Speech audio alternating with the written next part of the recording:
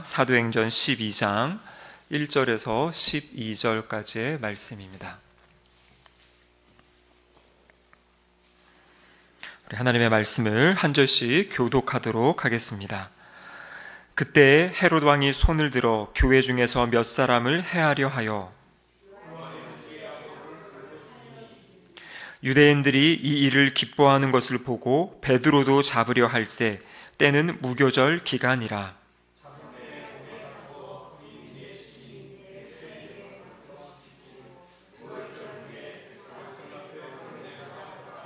이에 베드로는 옥에 갇혔고 교회는 그를 위하여 간절히 하나님께 기도하더라.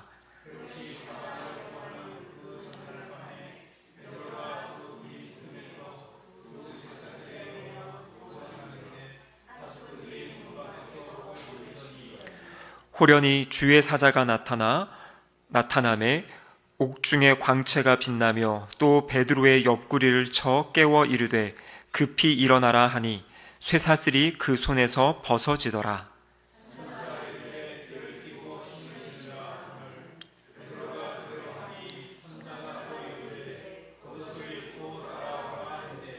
베드로가 나와 따라갈새 천사가 하는 것이 생시인 줄 알지 못하고 환상을 보는가 하니라.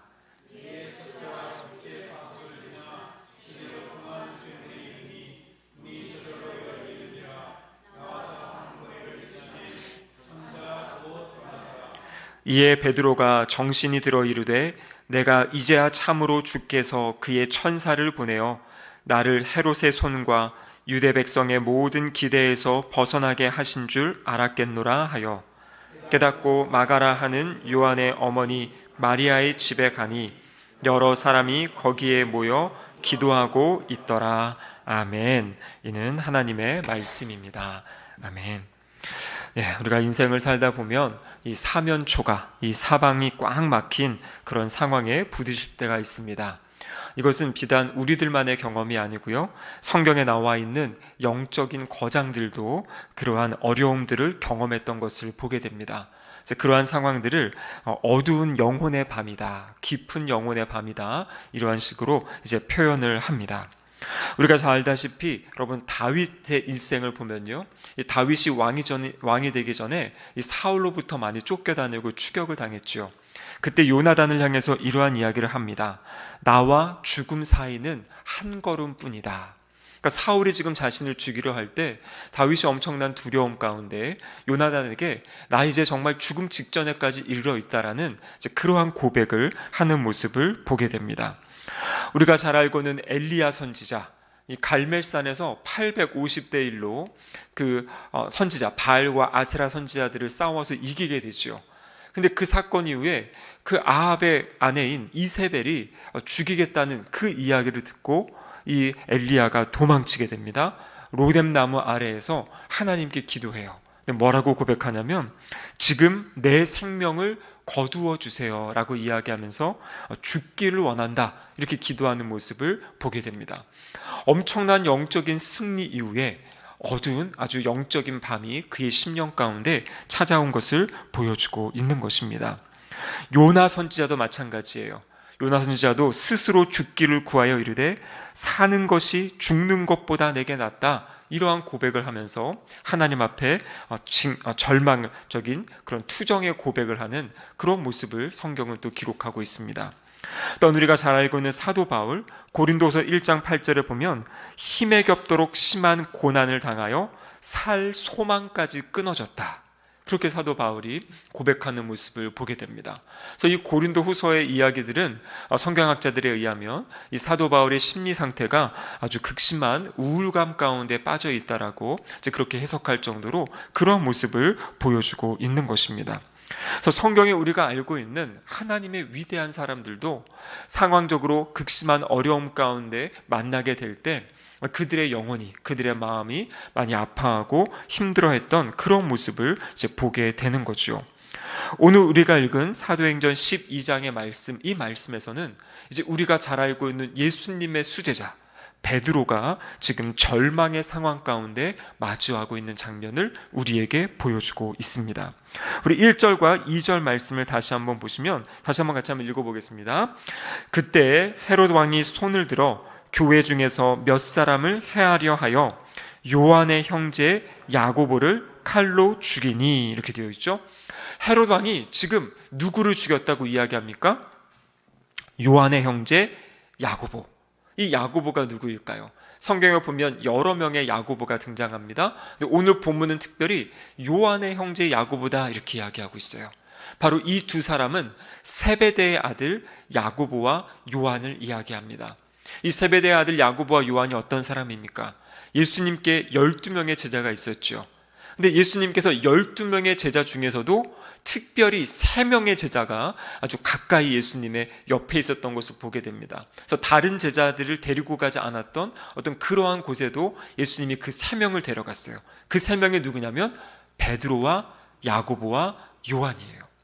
그러니까 예수님의 12제자 중에서도 가장 예수님 가까이 있었던 그 3명의 제자 중에 한 명인 그 야고보를 지금 헤롯이 죽인 것이에요. 여기 본문에 보면 칼로 죽였다 이렇게 되어 있죠. 칼로 죽였다라는 것은 칼로 목을 베어 죽였다 이렇게 이야기하는 겁니다.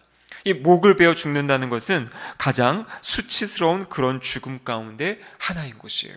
그러니까 예수님의 12제자 가운데 어떻게 보면 가장 예수님께 가까이 있던 그 제자 중에 한 명인 야고보, 그를 지금 헤롯이 죽인 것이에요. 그래서 바로 이 야고보가 첫 번째 순교자가 지금 되는 것이지요. 그런데 이 반응을 보니까요, 이 헤롯이 이 야고보를 죽이니까 유대인들이 아주 기뻐하는 그런 모습을 보게 됩니다. 그래서 헤롯이 어떻게 결정하냐면 또 한 사람을 잡으려고 계획을 세웠고 결국에는 그 한 사람을 잡게 돼요. 그 사람이 누구입니까? 바로 베드로예요. 근데 성경에 보면 이 베드로를 잡은 그 시점이 무교절이 이제 막 시작되는 것이에요. 이 이스라엘의 절기로 보면 6월절이 있고 6월절 이후에 7일 동안 무교절이 지켜지게 되거든요. 근데 그 절기 동안에는 예루살렘에 수많은 사람들이 있고 그 절기 때 혹시라도 이 사람을 죽이면 또 소요가 일어날 수 있기 때문에 이 폭동이 일어날 수 있기 때문에 6월절, 이 무교절이 끝난 다음에 지금 베드로를 죽여야겠다 이렇게 생각하고 있는 상황입니다. 그 내용이 지금 4절에 나와 있는데요, 4절에 보면 이렇게 되어 있죠. 잡음에 옥에 가두어 군인 내식인 내패에 맡겨 지키고 6월절 후에 백성 앞에 끌어내고자 하더라 이렇게 되어 있죠. 그러니까 지금 베드로를 잡아서 옥에 가두었습니다. 근데 지금 여기 몇 명의 군인들이 지금 베드로를 지키고 있습니까? 군인 내식 내패니까요 4 곱하기 4 16명이에요 16명의 군인들을 세우고 지금 베드로를 지키고 있어요.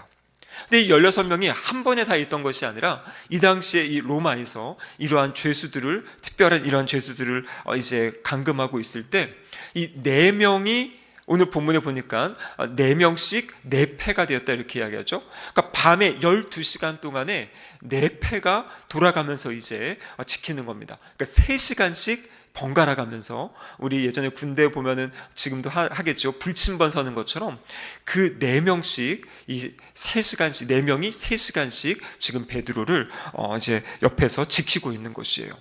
그런데 지금 지키는 모습을 보면 성경에 뭐라고 기록하고 있냐면 2명의 간수가 있고 그 사이에 베드로가 누워 있어요.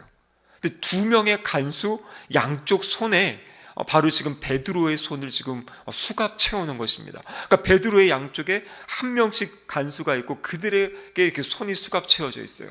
그러니까 베드로가 움직이려면 양쪽 2명의 사람을 같이 움직여야지만 움직일 수 있는 이제 그러한 상황. 그러니까 지금 베드로가 꼼짝달싹 못하게 지금 그렇게 지키고 있는 상황이에요. 그런데 3시간마다 이 사람들이 이렇게 교대한다고 하니까요, 아마 자다가 또 어느 순간에 보면은 또 다른 사람들이 바뀌고 아마 잠도 제대로 못 자는 지금 그러한 상황에 처해 있는 것이죠. 그런데 이 오늘 본문에 보면 6월절이 끝난 다음에 지금 헤롯은 베드로를 처형하려고 지금 준비하고 있는 상황입니다. 그러니까 지금 베드로의 상황은 이제 이 6월절이 끝나면, 이 무교절이 끝나면 이제 처형을 당해야 되는, 지금 죽음에 직면한 그러한 상황 가운데 베드로가 놓여 있게 되죠. 자, 그런데 우리가 결론은 알죠? 결론이 어떻게 됩니까? 베드로가 죽지 않아요. 처형되지 않고 베드로가 살아납니다. 오늘 본문은 그렇게 베드로가 처형되지 않고 살아날 수 있었던 그런 이유에 대해서 가르쳐주고 계십니다. 첫 번째는 무엇이냐면 교회가 함께 기도했기 때문이에요. 오늘 본문 12장 5절에 보면 이렇게 되어 있습니다. 이에 베드로는 옥에 갇혔고 교회는 그를 위하여 간절히 하나님께 기도하더라, 이렇게 되어 있죠. 지금 베드로가 잡혀간 것을 다 알고 있습니다. 근데 교회가 어떻게 합니까? 함께 모여서 지금 베드로를 위해서 기도하고 있는 것이에요. 여러분, 이 옥문이, 그래서 이제 나중에 뒤에 보면 옥문이 열리게 되지요. 베드로에 차여져 있던 이 수갑이 다 자연적으로 풀어지고 천사가 베드로에게 옷을 입어라 해가지고 띠를 띠고 옷을 입고 나갈 때 옥문이 하나하나 열려지는 그런 장면이 보여져요. 어떻게 그런 역사가 일어났는가? 이것이 바로 교회가 함께 모여서 베드로를 위해 기도할 때 그러한 역사가 일어났다라는 것이에요. 우리가 지난주에도 살펴보았지만 마태복음 18장 19절과 20절에 보면 예수님께서 우리에게 약속의 말씀을 주셨습니다. 그 말씀이 이렇게 기록되어 있죠. 진실로 다시 너희에게 이르노니 너희 중에 두 사람이 땅에서 합심하여 무엇이든지 구하면 하늘에 계신 내 아버지께서 그들을 위하여 이루게 하시리라. 두세 사람이 내 이름으로 모인 곳에는 나도 그들 중에 있느니라. 이 말씀에 보면 두세 사람이 모인 그곳, 모여서 함께 기도하는 그곳에 주님이 두 가지를 약속하셨습니다.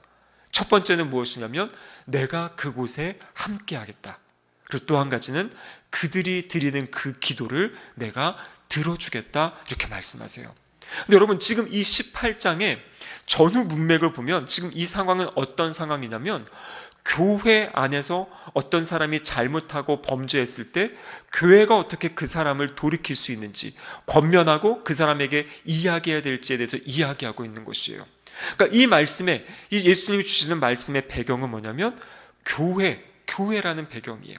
여기서 두세 사람의 모임이라는 것은 그냥 막연한 두세 사람이 아니라 교회 안에 있는 그 성도들 두세 명의 그 모임, 그들이 기도하고 구할 때 주님께서 이루어 주신다, 그 기도에 응답하신다라는 것을 약속해 주시는 그러한 말씀입니다. 여러분, 그래서 지금도 우리 이렇게 잘 세워져 가고 있는 교회들을 보면 교회 안에 꼭 이 중보 기도팀들이 있어요. 중보 기도팀들이 일주일 내내 어떤 교회의 기도 제목을 위해서, 그리고 나라와 민족을 위해서, 선교지를 위해서, 또 교회의 교역자들을 위해서 끊임없이 돌아가면서 기도하는 그 기도에 그러한 팀이 있는 것이에요. 그래서 그 기도가 끊이지 않고, 그래서 온 성도가 다 기도하지 못할지라도 그 교회의 그 기도자들, 그 중보 기도자들이 모여가지고 함께 기도할 때 하나님께서 그 교회에 은혜를 주시는 거예요. 그래서 여러분, 우리가 잘 알고 있는 그 무엇인가 하나님의 역사가 있고 하나님의 부흥의 역사가 있는 교회를 보면 언제나 그 교회를 위해 기도하는 기도팀이 있다라는 것이에요. 이게 참 신비로운 것입니다. 아니, 개개인적으로 기도하면 되지 뭐 그렇게 꼭 기도팀이 모여가지고 기도를 하고 주중에 교회 나와서 시간을 정하고 기도하고 그렇게 해야 됩니까? 라고 이렇게 질문할 수 있는데요. 근데 이것은 미국뿐만 아니라, 우리나라뿐만 아니라 원래 이 중보기도 사역이 미국에서부터 시작이 됐는데요, 미국의 교회들도 마찬가지고 우리 한국의 교회들도 정말 건강하게 힘있게 사역하는 교회들을 보면 그 교회를 위해 끊임없이 기도하는 이 중보 기도의 팀이 있다는 것을 우리는 이제 알 수 있는 것이에요. 그래서 제가 이렇게 금요일 저녁마다 이 중보 기도 세미나를 하는 가장 큰 이유는 무엇이냐면 우리 교회 안에도 그 중보 기도 팀이 세워지기를 원하는 것입니다.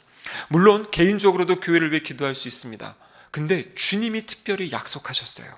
두세 사람이 내 이름으로 모여서 함께 기도할 때 내가 그 기도에 응답하겠다고 약속하신 그 기도의 내용, 그 약속을 붙잡고 기도하는 팀이 세워지는 것, 그것을 기대하고 소망하는 것입니다. 여러분, 교회가 무엇입니까? 교회는 예수 그리스도의 몸이에요. 우리 어거스틴이라는 그런 신학자가 교회가 무엇인가라고 이야기할 때 교회는 예수 그리스도의 성육신의 연장이다, 이런 이야기를 했어요. 예수 그리스도의 성육신의 연장이다. 예수 그리스도의 성육신이라는 것은 무엇이냐면 예수님께서 하늘의 영광을 내려놓으시고 이 땅에 오신 사건, 인간의 몸을 입고 이 땅에 오신 사건을 성육신하셨다 이렇게 이야기하죠.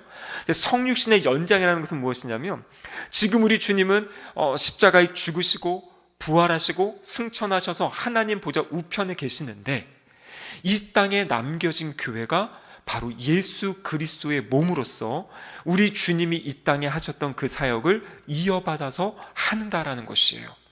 근데 마태복음 4장에 보면 예수님이 이 땅에 하셨던 사역을 세 가지로 요약하십니다. 바로 천국 복음을 가르치시고, 천국 복음을 전파하시고, 회당에서 말씀을 가르치시고, 병든 사람, 약한 사람들을 고치셨다. 그래서 세 가지 사역이 무엇이냐면 가르치시고, 복음을 전하시고, 치유하시는 사역이에요.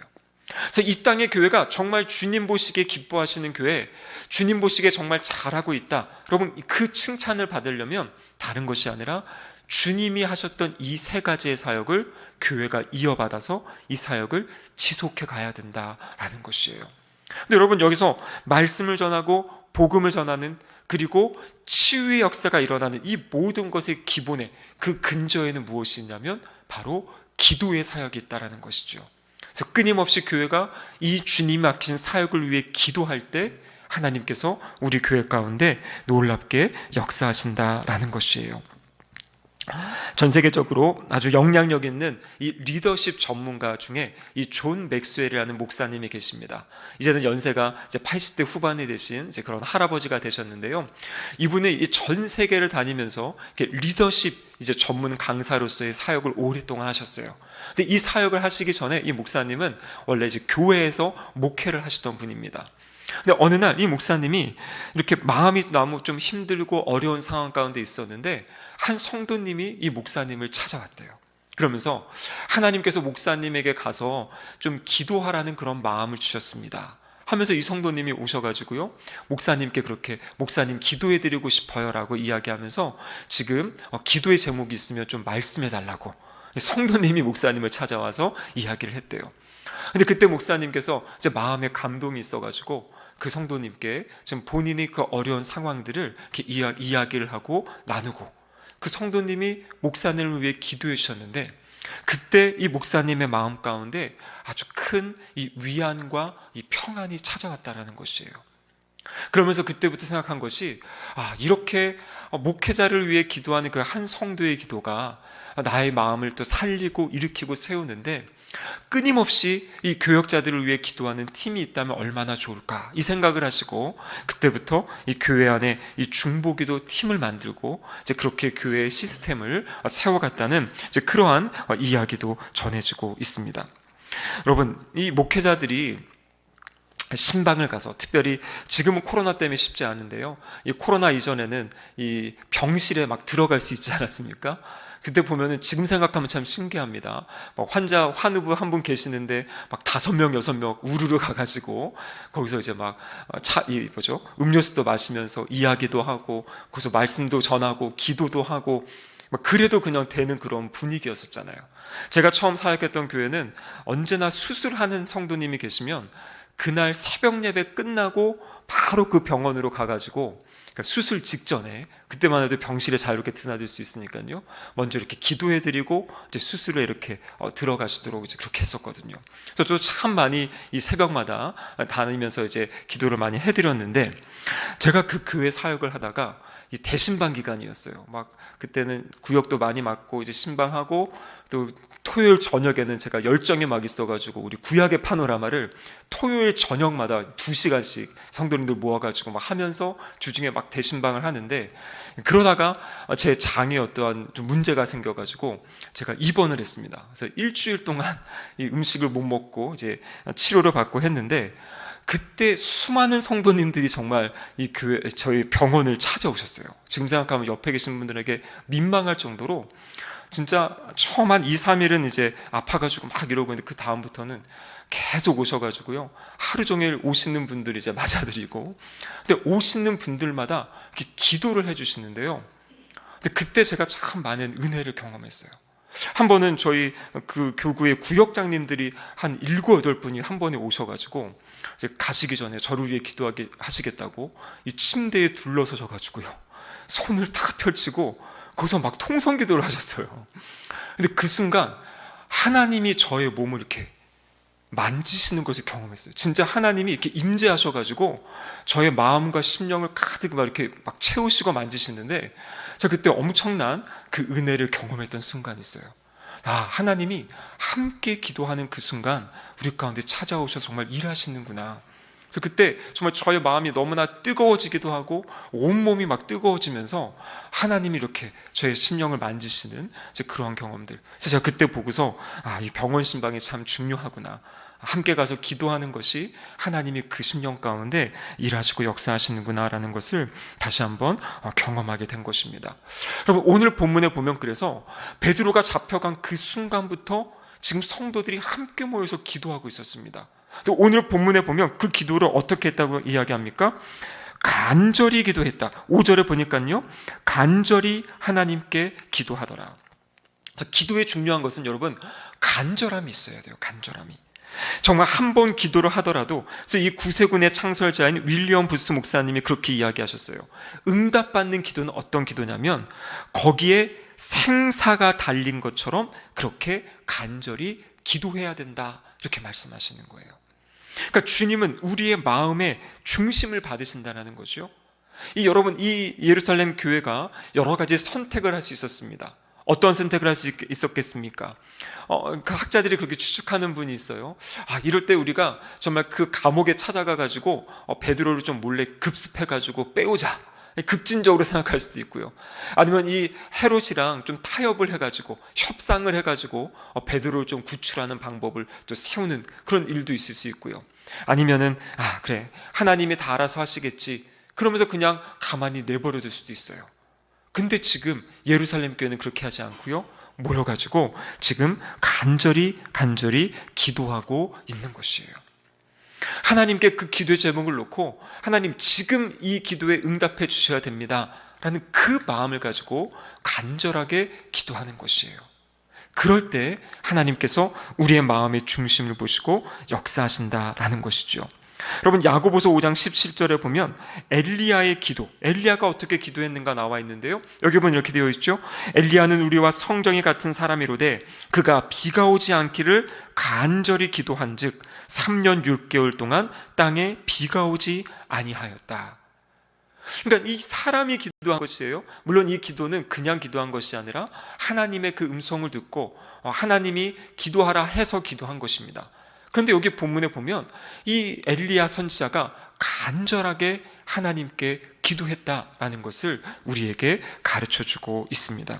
여러분, 제가 새벽 기도회 때마다 이렇게 기도 제목을 몇 가지 동일한 기도 제목을 던지면서 매일 이제 한 5분 이상 이렇게 같이 통성 기도하고 이제 그리고 이제 개인적으로 이렇게 기도하도록 하는데요. 그럼 그렇게 하는 데에는 이유가 있습니다. 제가 예전에 있던 교회가 새벽마다 그렇게 기도했어요. 원로 목사님이, 제가 지난번 이야기 드렸죠, 뜨거운 감자가 별명이세요. 그래서 언제나 서시면은 주여 삼창하게 하고 그리고 기도시키셨거든요. 우리 교단 총회장 하시는 목사님이신데요. 그러니까 그 뜨거움과 열정이 있는데, 그래서 목사님이 언제나 새벽 기도 설교가 끝나면 5분에서 10분 사이에는 교육자들이 기도 제목을 던지고 함께 통성으로 기도하고 그리고 성도님들이 개인적으로 기도하도록 이제 이렇게 언제나 저희들을 훈련시키셨습니다.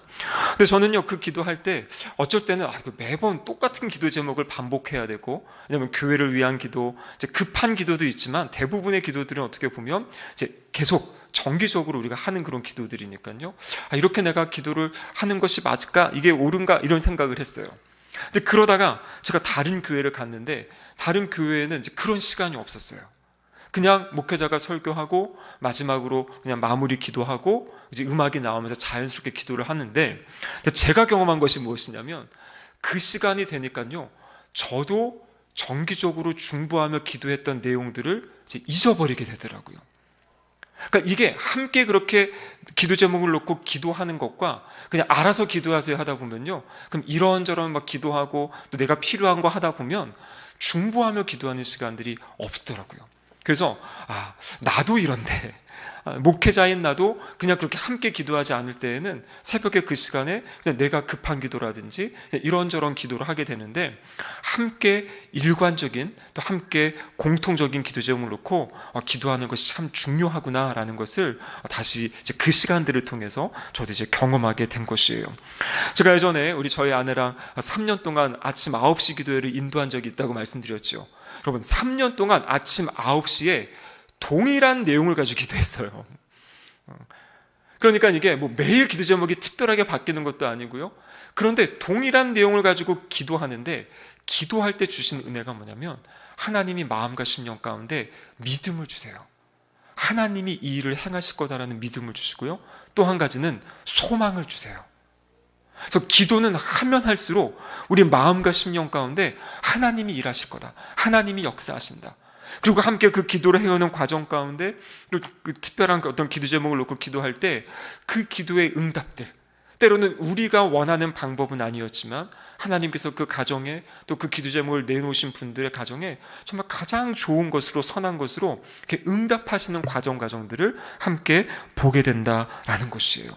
그래서 중요한 것은 이 반복되는 기도이기 때문에 그냥 반복적으로 하는 게 아니라, 반복되는 기도의 제목, 그 기도의 제목을 간절함을 가지고 하나님께 기도할 때 제일 중요한 것은 우리의 마음과 우리의 심령이 살아나는 것이에요.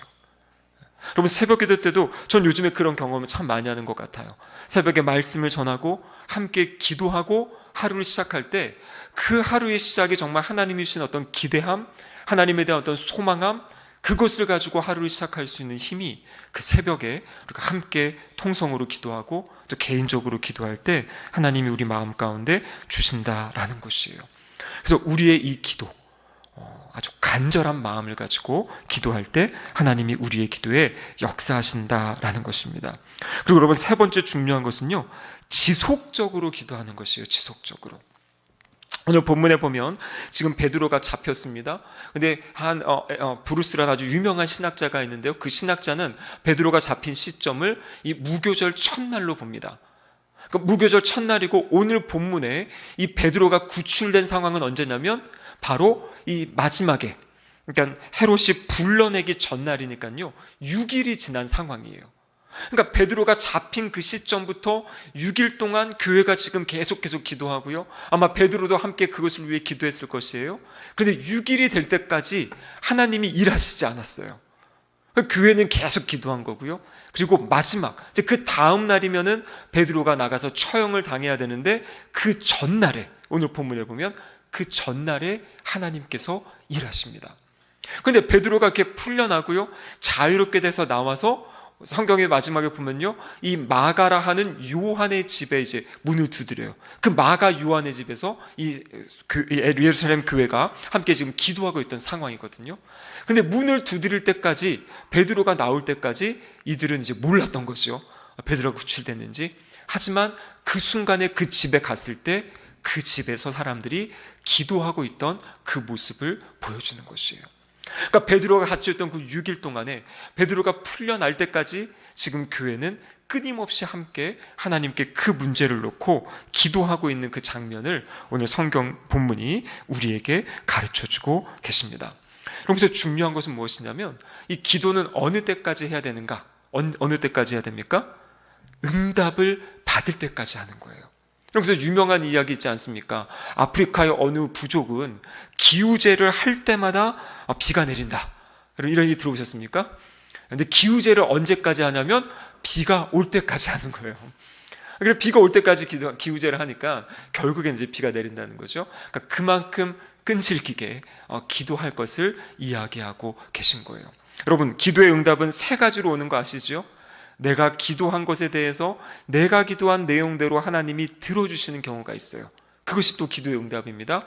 또 어떤 경우가 있습니까? 내가 기도한 것에 대해서 하나님이 거절하실 때가 있어요.